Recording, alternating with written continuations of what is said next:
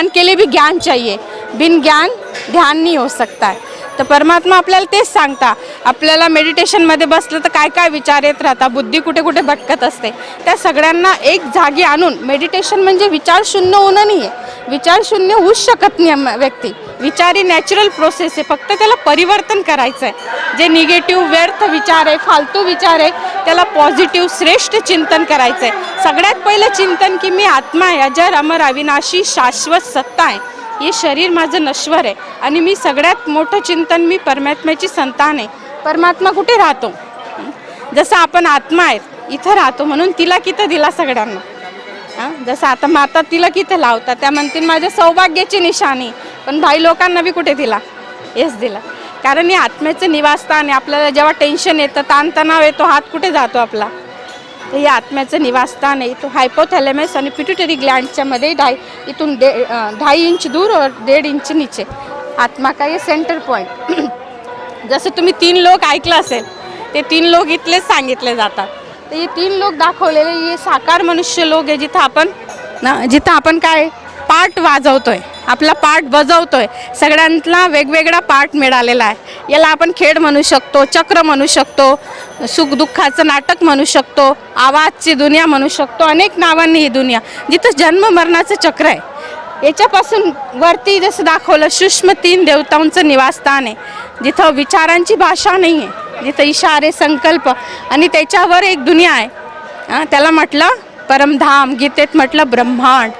तिथं ब्रह्मांडात आपण आत्मा राहत होतो. जसं बघा प्रत्येकाचे 2 ॲड्रेस असतात है ना, टेम्पररी आणि परमनंट. कोणी म्हणेल आम्ही परमनंट धरणगावचे आहेत, टेम्पररी जळगावमध्ये आलेलो आहेत, प्रॉपर आम्ही धरणगावचे आहेत आहे ना, असं म्हटलं जातं. हे शरीराचे 2 ॲड्रेस झाले, तसे आत्म्याचं सुद्धा 2 ॲड्रेस आहेत. तो परमनंट आत्मा कुठून आलेली आहे? तर हे चांद सूर्य तारागणच्या वरती, जिथं चांद सूर्य तारागणचा प्रकाश पोचत नाही, म्हणून म्हटलं न तद् भासते सूर्य न शशांको न पावक यत गत्वा न निवर्तन्ते तद्धाम परमम मम. म्हणजे तिथं चांद सूर्य तारागणचं चक्र नाही आहे. तिथं आपण जसं चांद सूर्य तारा लटकलेले आहेत, तसं आपण आत्मा त्या दुनियेतून आलेले या सृष्टीवर. म्हणून आपण म्हणतो ना ज्यासे आए वा जाना आहे, दुनिया मुसाफिर खाना आहे. पण प्रॉपर ॲड्रेस आहे का? जसं मला कोणी विचारलं की तुम्ही कुठे राहता दीदी, मी सांगेल मी जळगावमध्ये. आता जळगाव छोटं आहे का? नुसतं असं म्हणून चालेल का? प्रॉपर त्याला सगळं सांगावं लागेल, तेव्हा व्यक्ती आपल्यापर्यंत पोचेल. तसं परमात्मा आणि आपण आत्मा, घर म्हणजे हे रेसिडेन्सी प्लेस आहे, घर आहे. घरात कोण असतं? आई वडील आणि मुलं. तसंही आपण आत्मा जन्म मरणाच्या चक्रात येतो. परमात्मा तो अजर अमर अविनाशी आहे, तो जन्म मरणात नाही येत. म्हटलं ज्योती श्यामपि तज्ज्योती तमसा परमुच्यते ज्ञानम ज्ञेयम ज्ञानगम्यम हृदि सर्वस्वी विष्टतम. परमात्मा अशरीरी आहे, तो जन्म मरणात येत नाही, तो अजन्मा आहे. गुरु नानकजींनी स्पष्ट भगवानची महिमा केलेली आहे. अजन्मा, अकर्ता, अभोक्ता आहे. एक ओंकार, सतनाम, अकाल मूर्त शब्दशः महिमा आहे. अजोनी अजन्मा अहिंसक परमात्मा एक आहे. वडील एक असता है ना, तसं 2 वडील आहेत आपल्याला, एक शरीराला जन्म देणारा आणि एक आत्म्याचा पिता परमात्मा. त्याने आत्म्याला जन्म नाही दिला. आत्मा परमात्मा ही शाश्वत शक्ती आहे, जन्म नाही दिला. आपण आत्मा शरीरधारी आहे, जन्म घेणारी, जन्म मरणात येणारी आहे ना, स्त्री पुरुष या योनीत जाणारी आहे ना. इथं दाखवलं जसं कर्म करणार तशी डिग्री आहे ना.